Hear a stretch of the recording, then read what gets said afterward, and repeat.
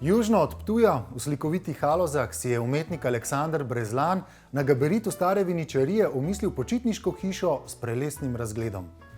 Zapeljiva je tudi notranjost objekta, ki odstira lastnikovo ustvarjalnost in spoštljiv odnos do dediščine.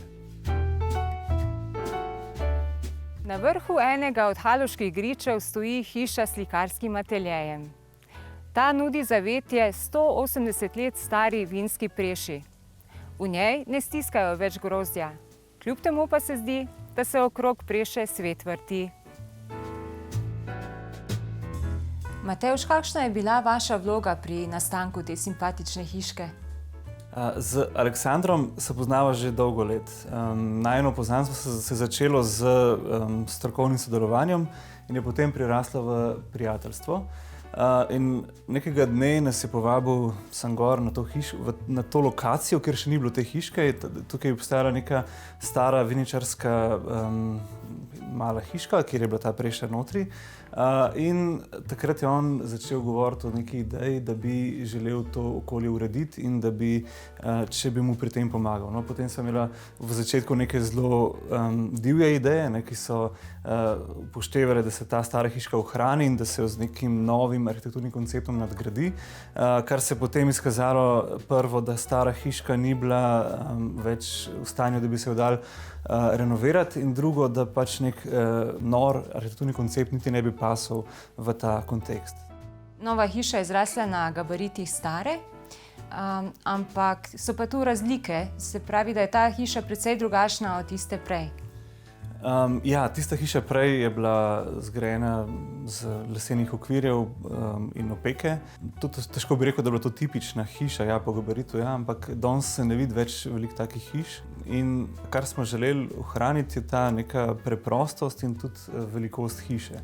Je pa seveda to sodoben objekt, ki v nobenem smislu ne želi posnemati neke preteklosti, razen pač to, da jo spoštuje v svoji obliki, velikosti in poziciji. Medtem ko je bila stara hiša zgrajena iz lesa in opeke, je današnja stavba v osnovi lesena.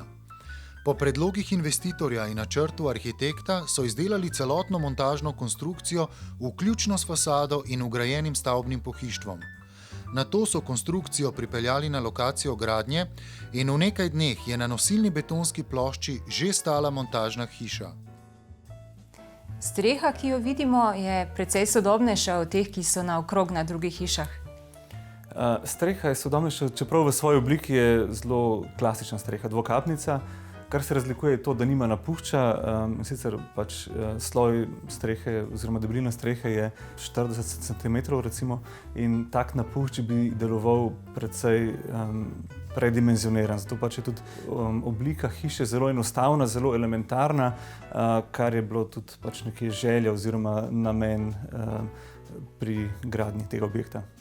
Hiša je kljub svoji majhni površini ima vse funkcionalne prostore, ki jih vsaka bivalna hiša potrebuje. To so kuhinja, kopalnica, spalnica, bivalni prostor, jedilnica.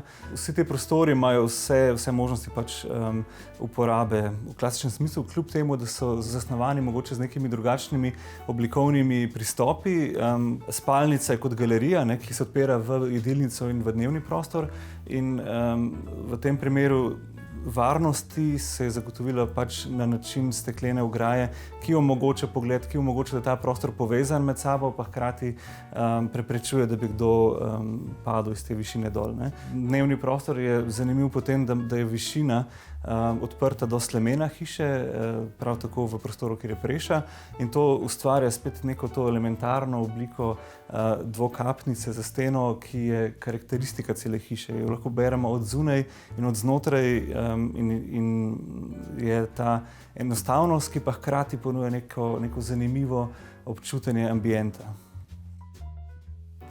Aleksander, ljudje v Haloze navadno pridejo delat, garati v vinograd, vi pa ste zgodbo obrnili nekoliko v prijetnejšo smer. Ja, zame moram reči, da v zelo prijetno smer. Jaz, čeprav tudi sam prihajam garat v Haloze, ampak na ta način, da se tukaj ukvarjam z slikarstvom, z umetnostjo, z razmišljanjem in pa z gorskim kolesarstvom, če lahko temu tako rečem. Namreč tukaj je res veliko prijetnih kolesarskih poti, veliko klančin. Sama zgodba je pa v bistvu izhaja, oziroma ta osnovna ideja nekako izhaja iz potreb po mojem ustvarjalnem delu. Namreč pred leti sem končal Akademijo za likovno umetnost in takrat so se pojavile silne potrebe po miru, po eni umetniških aktivnostih in ta prostor mi je idealno omogočal in mi danes omogoča ravno to, nekako tudi v kontekstu enega sodobnega bivanja. Kako je ta veličastna Preša prišla sploh v to hišo? Ja, kako je prišla v to hišo, se pravzaprav niti ne ve čisto dobro. Po pripovedovanju prednikov, nekako iz Debelega rtiča. Dejstvo je, da je bila iztesana leta 1837, do leta 2014 je bila v prvotni funkciji, potem sem pa tej Preši namenil popolnoma neko drugo vlogo, neko drugačno funkcijo. Je pa istočasno to tudi nek poklon zgodovini. Kako je pa potekala sama gradnja tega novega objekta, je pa bilo tako, da je Preša stala na točno tem mestu, kjer sva zdaj, in se je ta objekt zgradil okoli nje. So bili potrebni tudi kakšni restavratorski posegi? Ja, restavratorske posege sem opravil sam po posvetu s strokovnimi kolegi, sodelavci. Namreč sama Preša je bila relativno dobro ohranjena, odstranil sem le nekaj tujkov, jo počistil in je danes v taki luči, kot jo vidimo. Objekt krasi veliko starih kosov opreme in tudi orodja. Kje ste dobili vse to? Ja, ti stari kosi so neko avtohtono gradivo, ki je bilo pravzaprav na tej sami lokaciji že prej, ko je bil star objekt.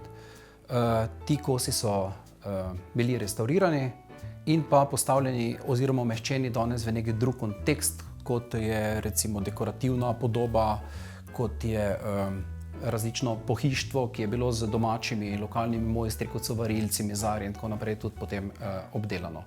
Če konkretiziram, recimo je zunanja terasa sestavljena iz strešne konstrukcije, potem miza na sami Preši je pravzaprav tako jasno predelan pokrov, ki je stiskal grozdje. Vidimo lahko recimo lovsko dediščino, potem različno lesene dele, ki so uporabljeni kot v smislu neke dekoracije, ima zgolj neko estetsko vrednost. Skratka, vse pa umeščeno oziroma kolažirano na ta način, da da temu objektu, ki je sicer high-tech, da mu da tudi malo duše. Kako pa ogrevate prostore in kako jih ohlajate? Zdaj, objekt se ogreva z intenzivnim delom, ohlaja se z špricarjem. Druga metoda ogrevanja pa je seveda sta integrirani dve klimatski napravi, ki prostor ogrevata in ohlajata, in te klimatske naprave je možno tudi preko pametnega telefona aktivirati, torej ko si nekako na poti na sam objekt, že vstopiš v bodisi ogrevan ali ohlajen objekt. Za romantično atmosfero pa je potem še kaminska peč, ki pa da potem temu prostoru poseben čar tudi za svojo svetlobo, ki jo oddaja. Ne le južno pročelje, temveč tudi drugi deli hiše in okolica imajo svojevrstno funkcijo ter zanimivo zgodbo.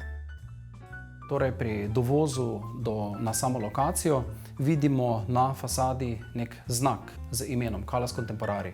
V 15. stoletju je bilo eno od poimenovanj za današnje Haloze ime Kalas, in pa Contemporary pa torej pomeni Kalas Contemporary, da so to Haloze na nek sodoben način.